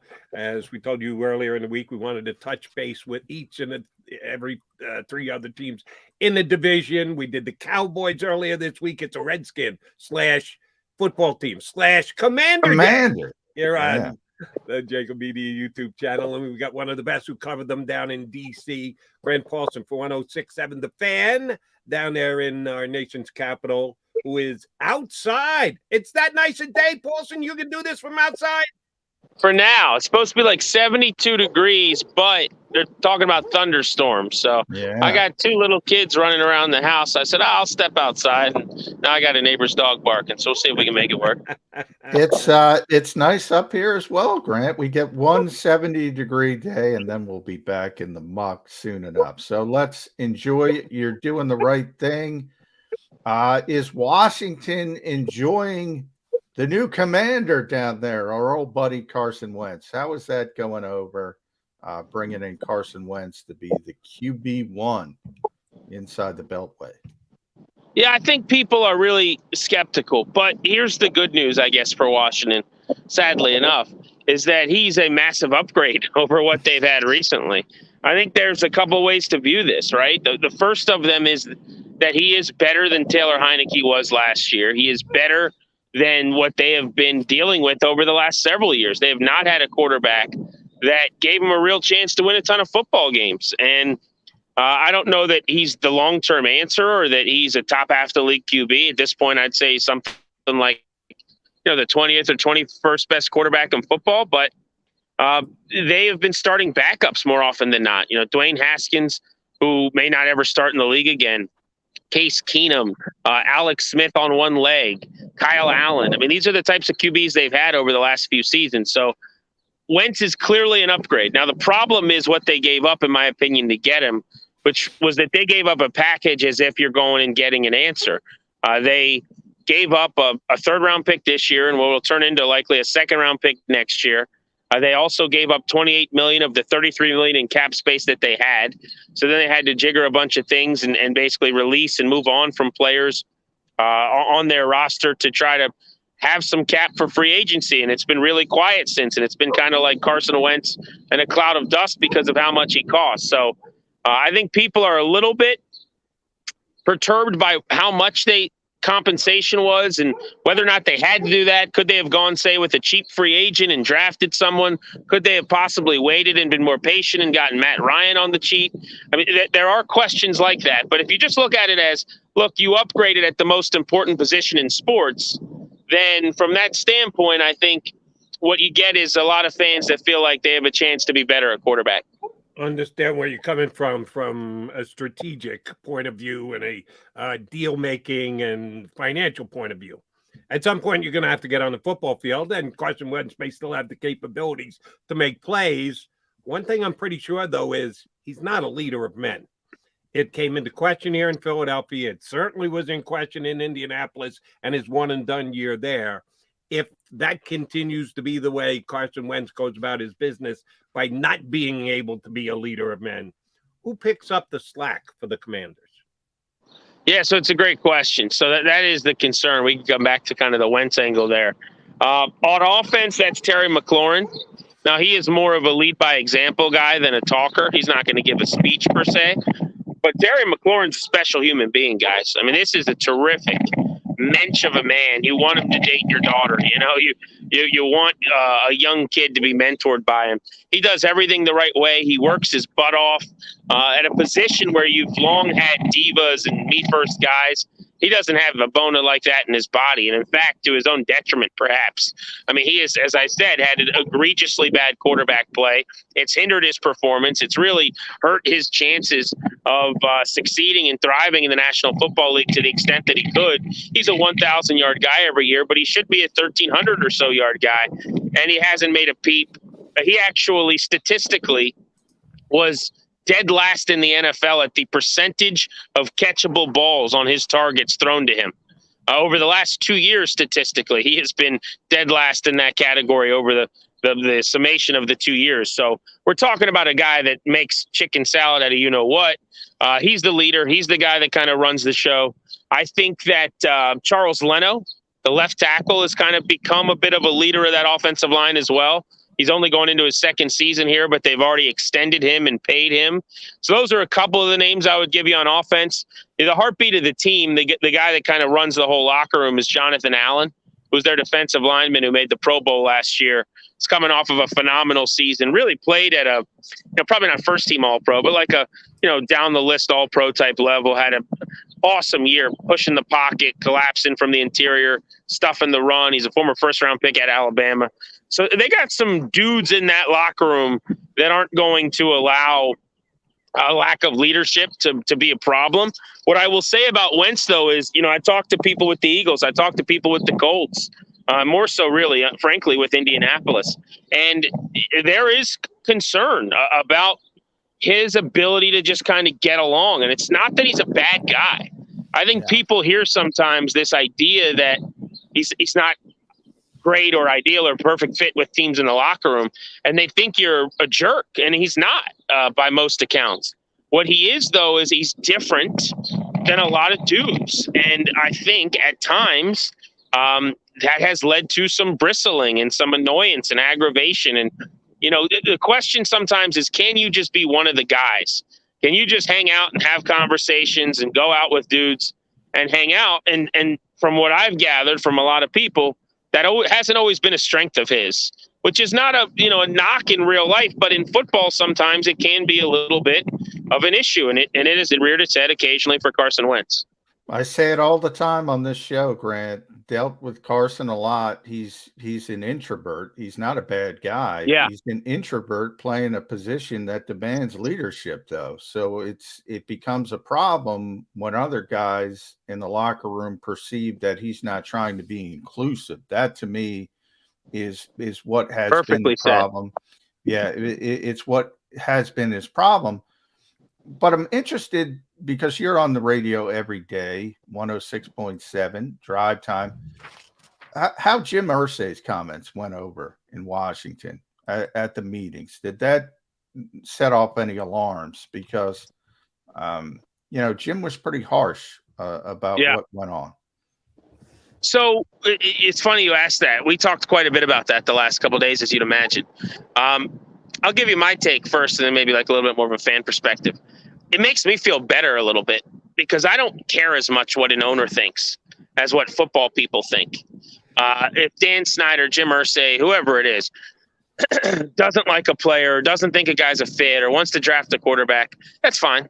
I care about Frank Reich's opinion. I care about Chris Ballard's opinion way more, because my question is, can this guy play football? Can he elevate players around him? Can he go out and win football games when the game's on the line late? Like those types of things. It's clear to me Irsay couldn't stand Wentz. Let's just start there. I mean, he wanted him out.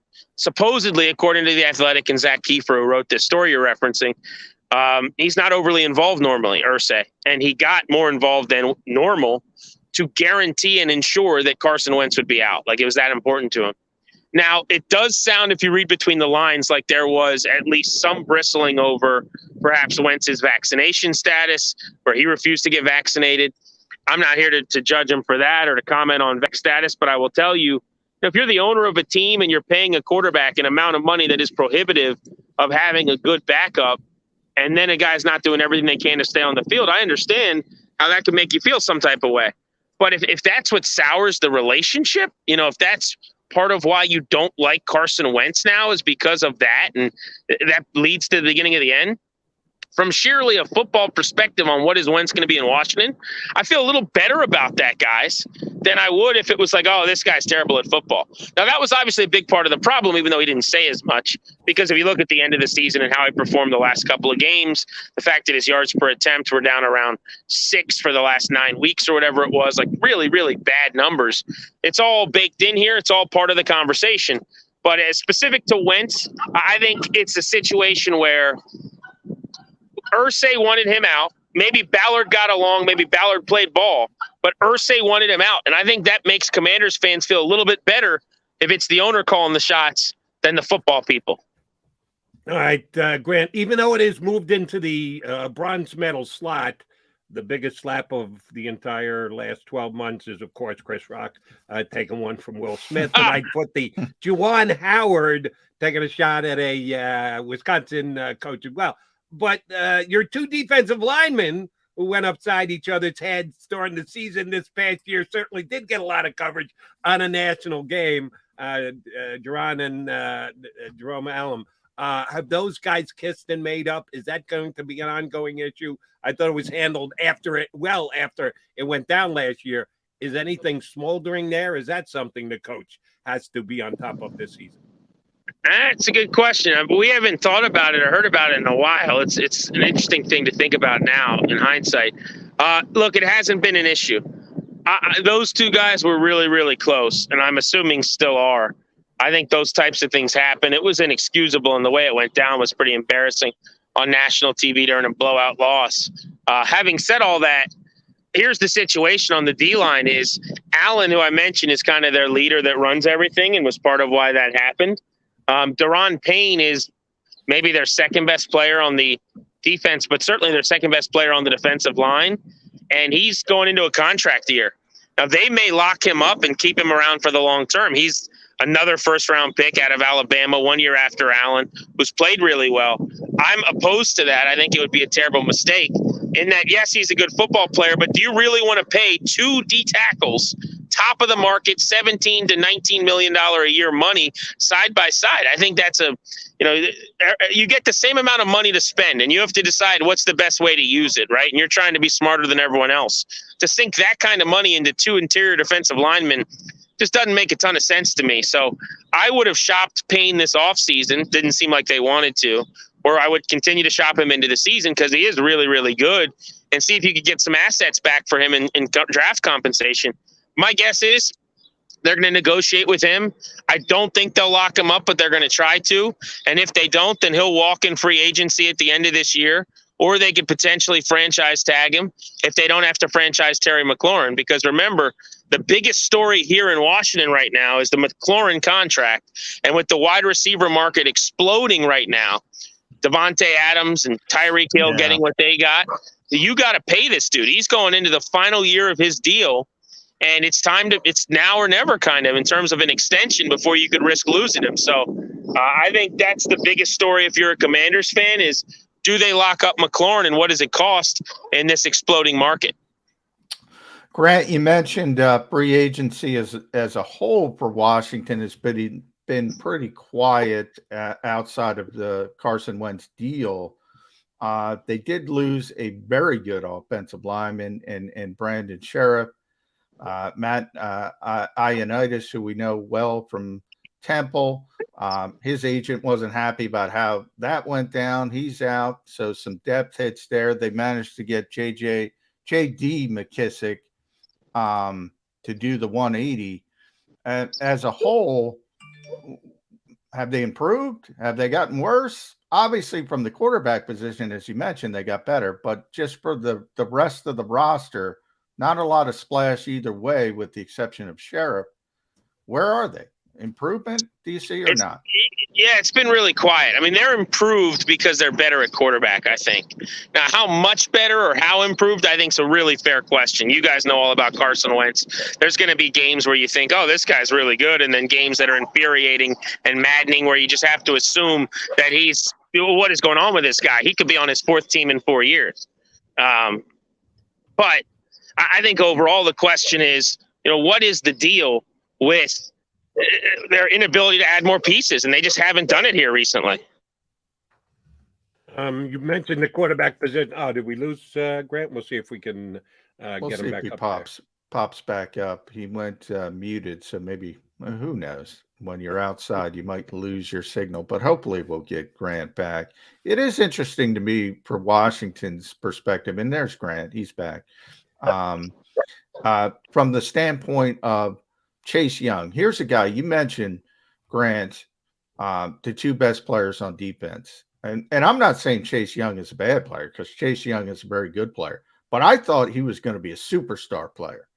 Is there any disappointment relative to the expectations of when he came in as a high-level pick? Immense disappointment in Chase Young. His first year was outstanding. Remember, he was the defensive rookie of the year. Yep. He had the most sacks of anybody in his draft class. He looked like he was on his way to becoming what everyone was told he was going to be, which was a defensive player of the year type, a game-changing presence, a game wrecker, so to speak. Fast forward to the offseason. He's not at OTAs. He's not at anything that isn't mandatory. At that point, the coaching staff said he'll be fine. He's working his butt off. He'll be here. He ended up having a quote last season where he was asked after a slow start, do you regret it or why weren't you here? And he said to a reporter, I was getting my money, boss, something like that. Meaning he was recording commercials. He was doing other things. I hope he's got a new lease on what this is all about, right? And it's not to say he doesn't work his tail off, because I really do believe he puts in more time in the gym. He knows what he's doing. He's a grinder. But I do think that after that first year, you do kind of the celebrity tour, so to speak. I think some things got out of whack for him, as evidenced by him not being around the facility as much. And the shame of it is he got hurt halfway through last year, right? So it needs to be said that part of his massively disappointing second season was an injury halfway through the season. And it was a bad one. He had a tear and is coming back from that ACL, and that's a tough recovery. Having said that, if you look at, I believe it was the 9th game he got hurt in, the 9 games he played in, they were not impactful. They were not really good. He had, I think, a sack and a half. He had like 3 or 4 quarterback hits. I mean, those, you have 5th, 6th round picks that kind of give you that kind of production. So make no mistake about it. It was a huge regression. It was a ultra disappointing year. And I would say that the tone from the fan base, where this guy was deified, and just kind of every jersey was Chase Young, and he was going to be the face of the entire franchise. Like, I didn't mention him when we brought up the leaders, but he was kind of the de facto leader of the team going into his second season already. All those types of things, I don't want to say went away last year, but they're on hold. And I do think there is, as always with any fan base, there's fans that are just going to, anything he says or does, they love, and he's still Chase Young and the generational end. But for a lot of people, it's now kind of, dude, you got to show me something. You've been in the league for 2 years, albeit, again, the serious injury second half of last year, which is disappointing. I feel awful for the player. But you're talking about like 9 sacks, and it's been more bark than bite. So it's time to make that leap. I mean, we were thinking they were getting Myles Garrett, TJ Watt, Von Miller kind of production. And now you're just hoping, like, can this guy become what Ryan Kerrigan was here for a decade before you guys brought him in as a bench option last year? All right, Grant, we spent the first 15, almost 20 minutes talking on the field, which is what we prefer. And we could go to Dan Snyder and issues off the field and do another hour thereafter. But we'll save that for a rainy another day. But I do want to ask you one off-the-field question, and that's about the stadium. Last year, major issues. It's been a bad stadium basically since they built it, but it is now well before its time, already falling apart at the seams, and the Commanders are doing what they have to do to try and get a new stadium underway. Any new news? Any good juicy rumors? How is the new stadium, when and if it ever comes about, gonna shake out down there in DC? Yeah, I'll give you a little State of the Union on that, because there's actually a timely update from yesterday, matter of fact. So it's pretty incredible what's happening with the stadium. So they play right now in Landover, Maryland. Let's start with that. That's about 20 minutes. Well, depends on the day and the traffic, but basically you can get there in 20 minutes from wherever you're at in downtown DC without a whole lot of traffic. Now, on game days, it can be a nightmare. I say that to say that when you're at the top of the stadium, you can see some of the really important buildings and monuments and things in the nation's capital. It's very close in proximity to DC, but they are not playing in DC, and they have not been since the mid-90s when they left RFK Stadium. Every fan, almost to a person, wants them to be back in DC, and ideally would like them to be at the RFK site. Because DC doesn't own that land, it's like nationally protected land, it's pretty complicated. They also aren't that interested in doing business, it doesn't seem like, with Dan Snyder, who's dealing with, as you've referenced, sexual harassment allegations, sexual misconduct allegations within the organization, where they were fined $10 million and his role with the team had to change last year. And now there's an investigation by Congress and by the NFL into his own alleged activities and issues. So with all that swirling, DC, Maryland, and Virginia aren't fighting in this battle royale that everyone anticipated to get this stadium. That's the fan base. It's made up. You obviously have some national following with people that move, but it's Virginia, it's Maryland, and DC. We call it the DMV. And the thought was that all three of those states, municipalities, what have you, locations would be fighting over the team. And it's just not happening. So Virginia originally has been the front runner to get the stadium. But here's where we are now. What was expected was they were going to offer the team basically $1 billion in taxpayer money for what is supposed to be a little over a $3 billion stadium. Well, Maryland and DC came and said, "Oh, you can have. We'll do the stadium here too, but we're giving the team almost nothing in terms of taxpayer money." And so it seemed like it's a no-brainer. They're going to Virginia. The problem is that the locations in Virginia are either way out west, like 45 minutes from the city, which is a bad idea with a stadium because then nothing's around it, and you have to build everything up around it, or closer to the city, down 95 in one of the worst traffic areas already in the country. So people are kind of uneasy about both of those locations. The Maryland location is where they are now in FedEx Field, which, while proximity to DC is fine, there's nothing out there. It's one of only 2 stadiums in the NFL that doesn't have a single restaurant or bar within a mile of it. There's nothing to do. It's a terrible location. It's one of the biggest problems the stadium has. So the easy answer is DC with Metro, with public transportation. But it seems like of the 3, they're either the least interested or right now the least invested in jumping into the fray. And time is ticking. Their lease is up in 27. It took the Rams like 4.5 or whatever years to build SoFi. I think the Raiders were able to pull their stadium off in a little under 3 years.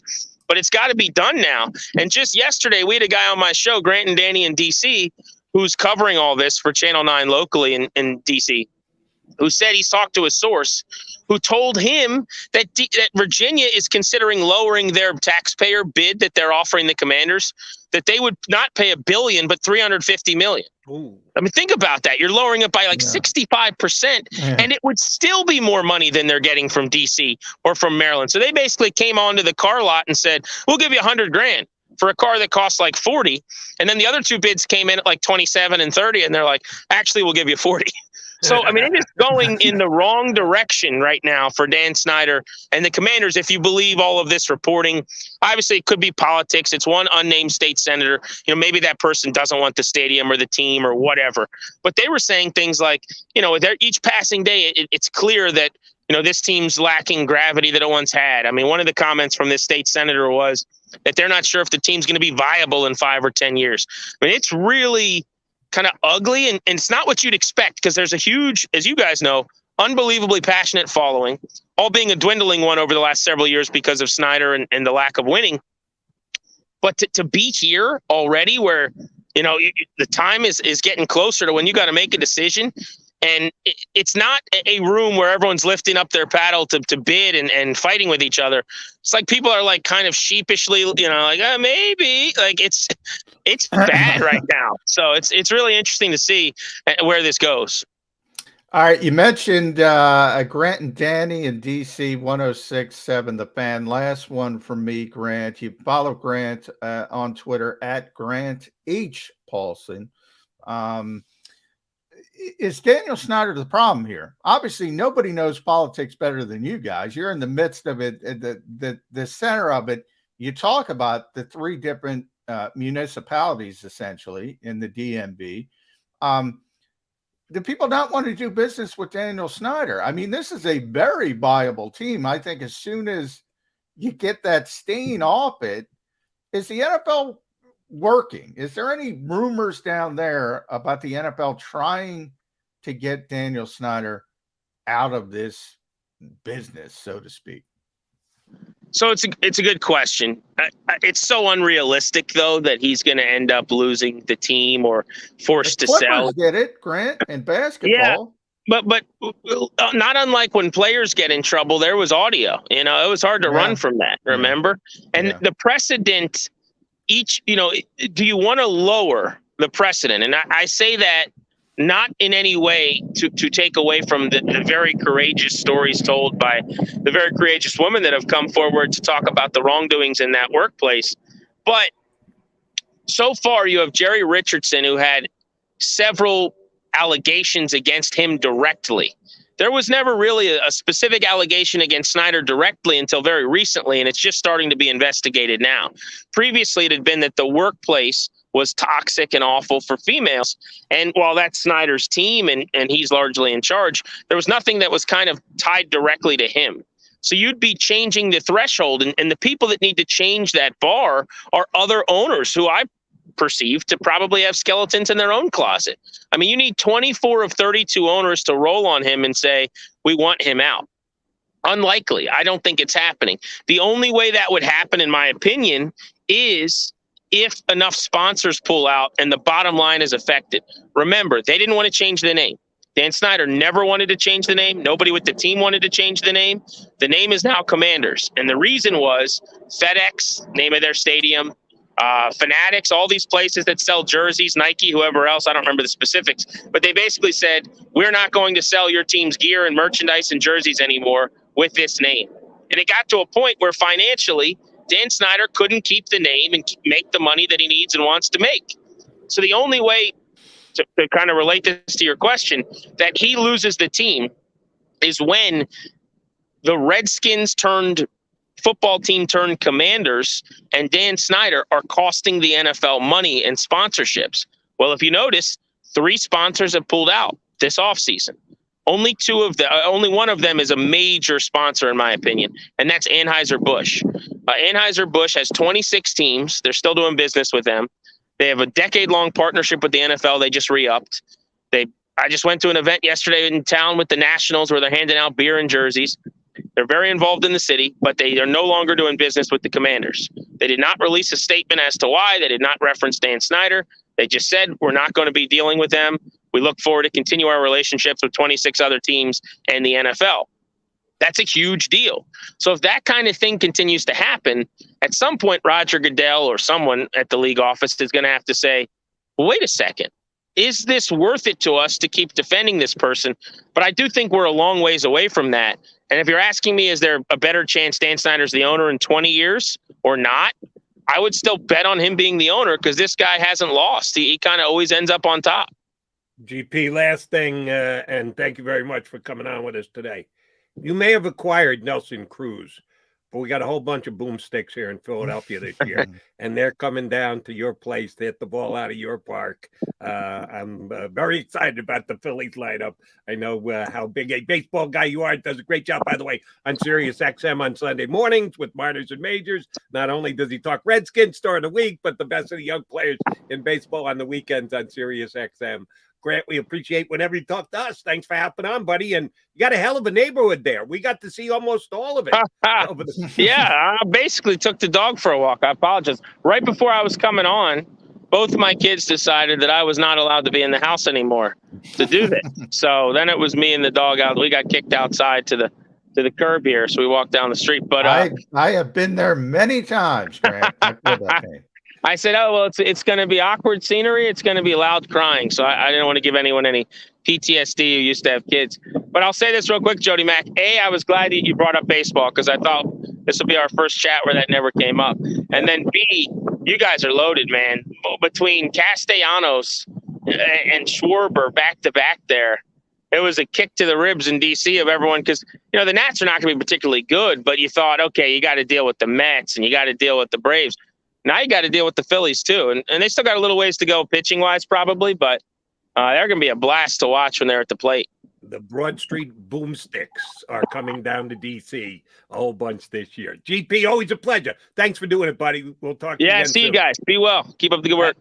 That is Grant Paulson from 106.7 The Fan down in D.C. I know him from SiriusXM's MLB channel. Just a good dude. And, man, can he give you background information? And I think he did a nice job for us talking the Commanders. I'm already better at that than I ever was with the football team. Maybe because it's a couple of years removed from the Redskins. It took me forever to get off the Redskins, but now I'm pretty good at calling them Commanders right off the bat. All right, we'll come back. I'll talk to Commander John McMullen, and we'll put a bow on the show next here on Birds 365.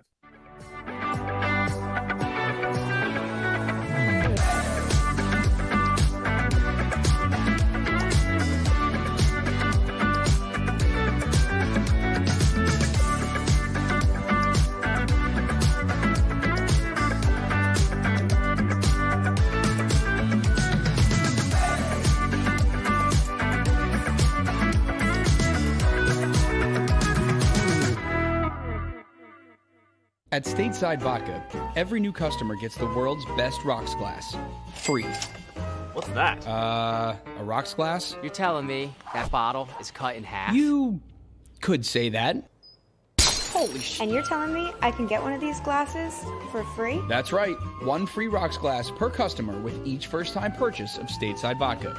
So good, it just disappears.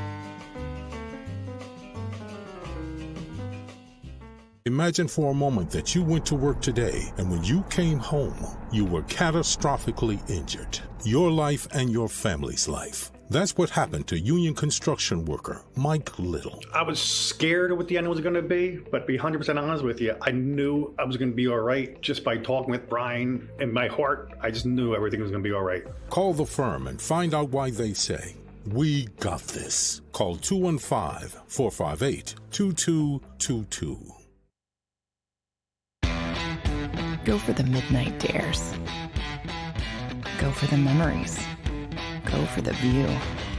It goes on forever. Go for the bubbles in your bathtub and in your drink. Go to bed whenever you want. Or don't. Go for him. Go for her. Go for the win. Go to Ocean Casino Resort. Book your trip at theoceanac.com.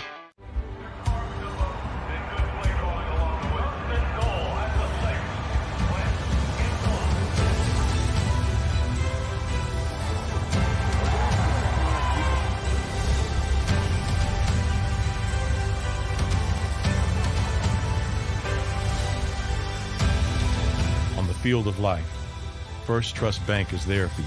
7 on 3. 1, 2, 3. Because Philadelphia dreams deserve a Philadelphia bank.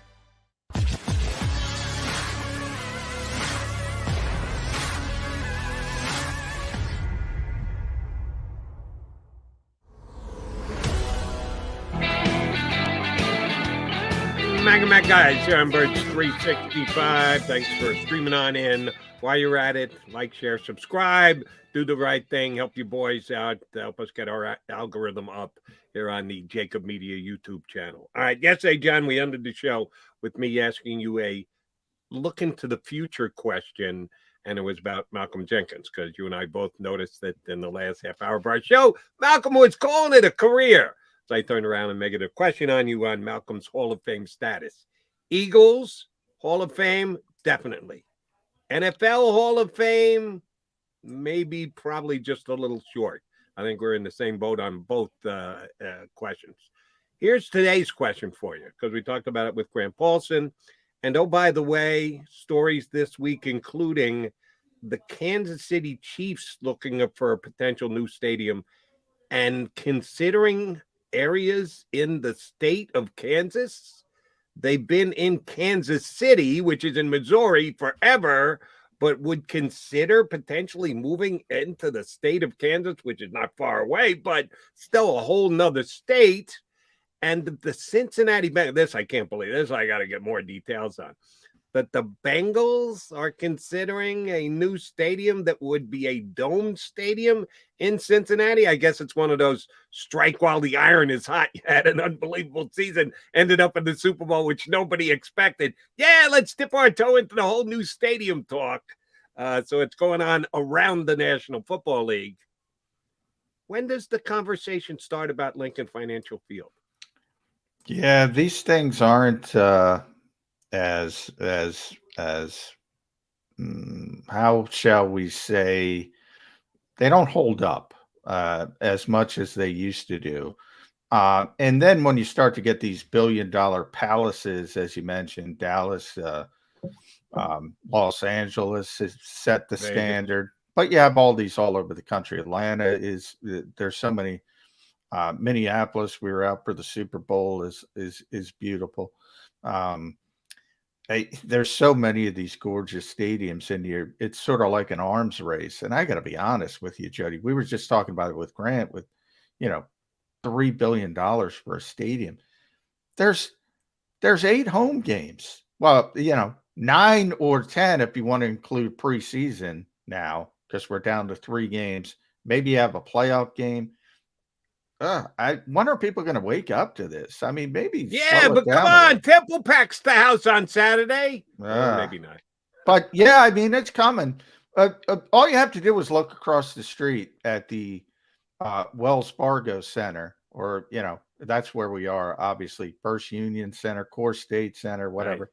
Now we're at the Wells Fargo Center. Now the Sixers have talked about building their own arena in Camden at times. These things don't last long. So, yeah, the Eagles, it's coming. It's coming, and it's coming quicker than people realize. But I do think from a personal standpoint, I don't think it's that bad. I don't think they need a new stadium.